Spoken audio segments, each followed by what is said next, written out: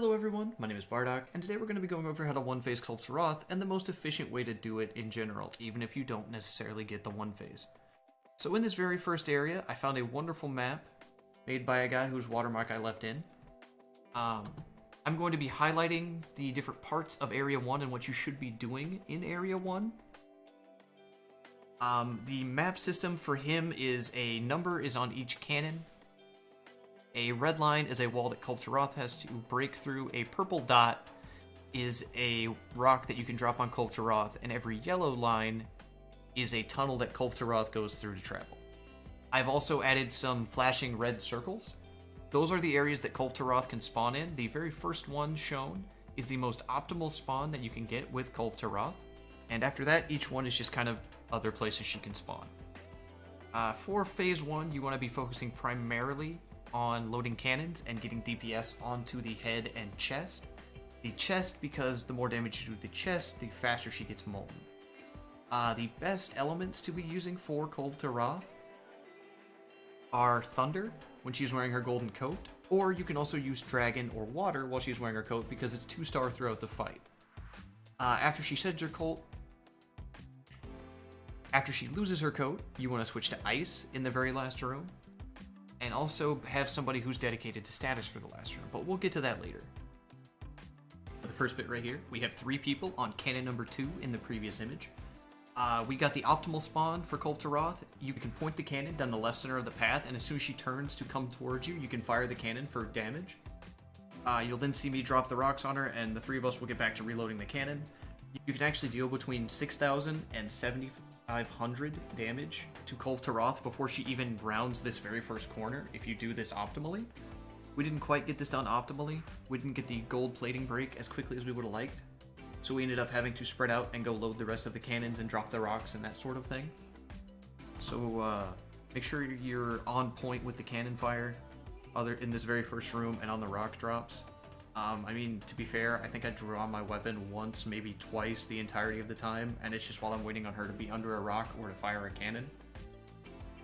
The cannons do seem kind of awkward. You have to align each of them separately. Second cannon, you need to point down the left center of the path, like I said earlier. The third cannon needs to be pointed left center of the path again, facing almost the exact opposite direction of cannon 2.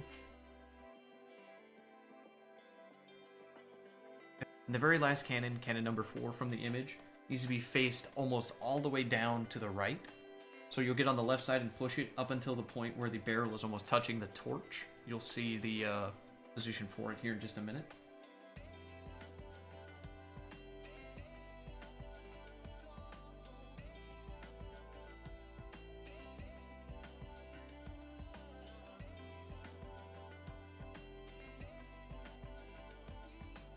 Communication during Kulve Taroth is also quite important. I ended up taking out the voice comms because we were just all over the place with calls and things, and it was very confusing. I do want to say a special thank you to the 3 other guys who helped me out with this. Officer, Sound, and Welder. All 3 of them are wonderful guys.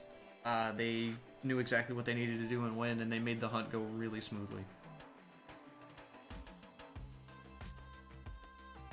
To get to the second room of Kulve Taroth, it's a damage threshold, and you can always tell when she's ready to go because she'll hard roar, meaning that she'll CC you with her roar if you don't roll it or have a way to block it.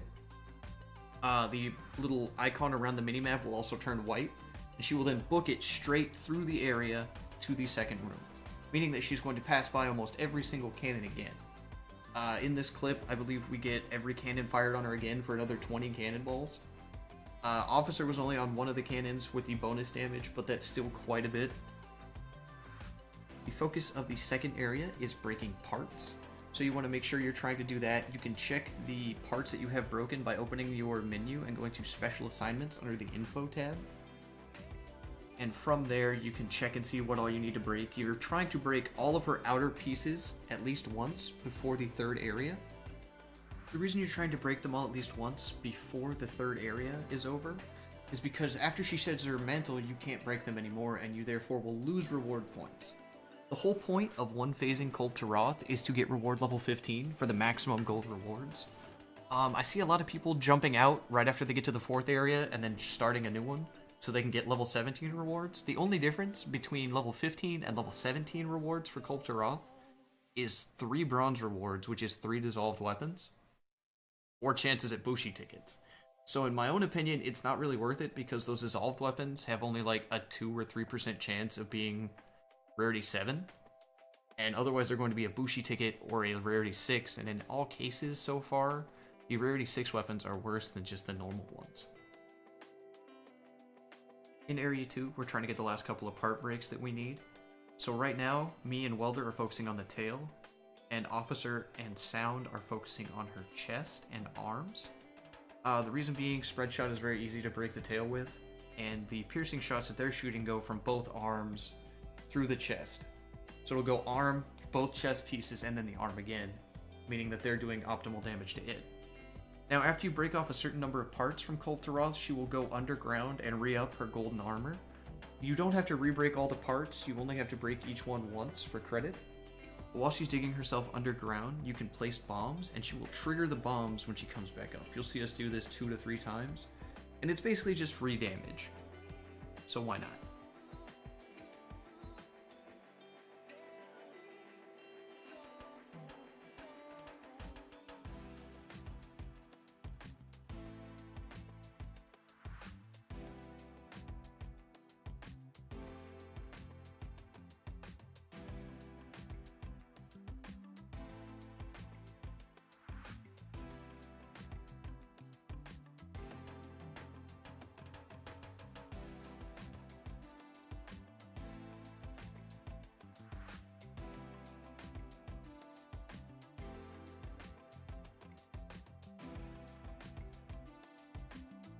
This moment right here brings up a really good point. You can cart on a 1 phase as long as it's in any room but the last room. I mean, in that last room, if somebody carts, you're going to be missing the DPS that you need to finish up the 1 phase.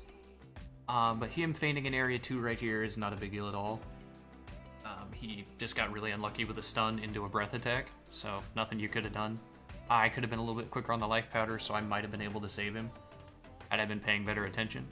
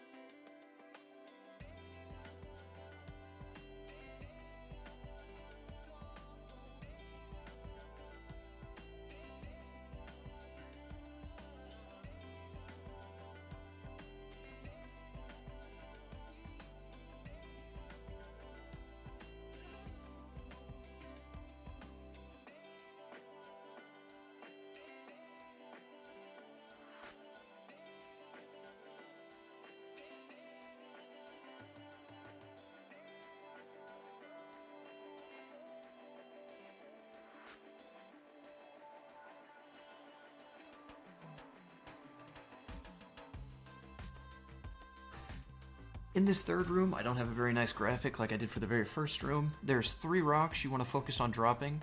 All 3 of them are located above the lava traps, which I discussed in a previous video about environmental traps. So if you haven't already, please check that one out. But like I said, you want to drop these 3 rocks on her. Each of them does another 1500 damage and CC her, same as the previous room, giving you an opportunity for even more damage.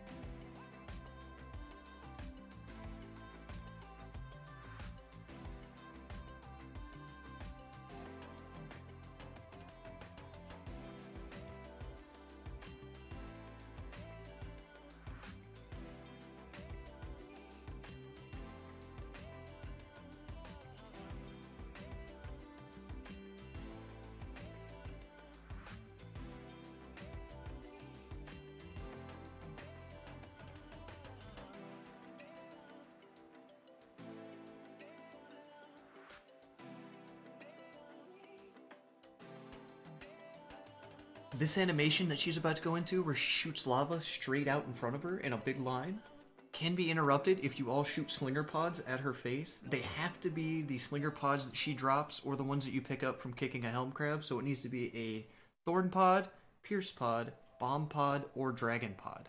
But you can CC her out of this animation, and just she lays there like she'd gotten another rock dropped on her.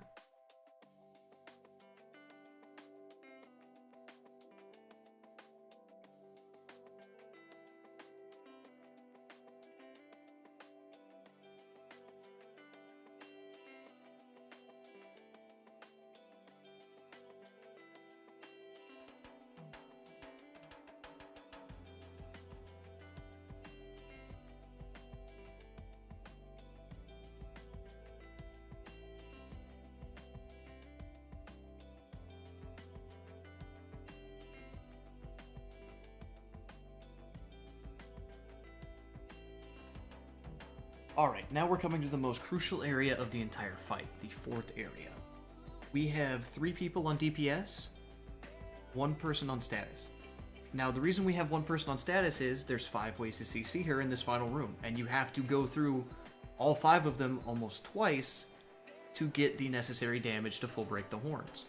So you can paralyze her twice, KO her twice, sleep her twice, mount her twice, and knock her over if she does the same animation just previously mentioned. That one's very conditional, so you want to focus on the other 4. With the sleeps, you want to make sure you have a great sword with you. You always have to have at least 1 great sword for Kulve. I haven't been able to one-phase it without a great sword. Mostly because the great sword has the biggest single hit, making it the greatest weapon for wake-up attacks in the game. I heck up the first one, but even though I only did a level 1 charge instead of hitting the true charge like I would have liked, I still did over 1,000 damage in 1 hit, which is really nice.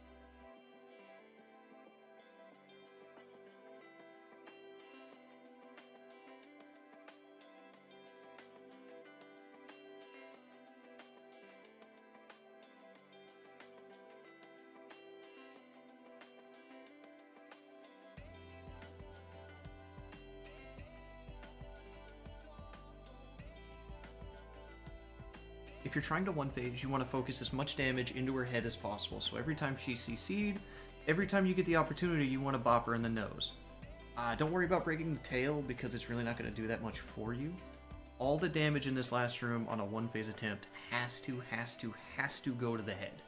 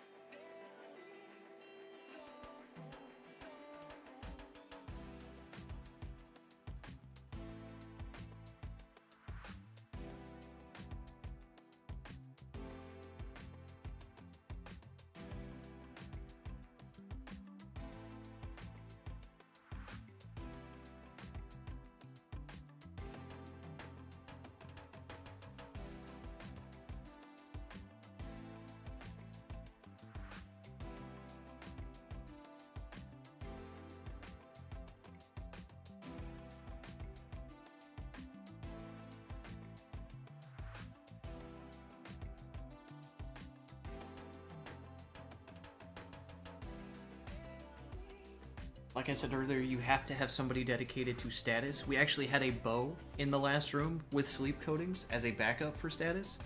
And because of that, we ended up getting 3 sleeps instead of just the normal 2. And that third sleep is what ended up winning us the round, so to speak, and letting us get the 1 phase. I want to again say a special thank you to all 3 of the people who recorded this video with me. I know we had to try several times, and it was super annoying, and I really appreciate your time. Other than that, thank you guys so much for watching, and I'll see you on Thursday.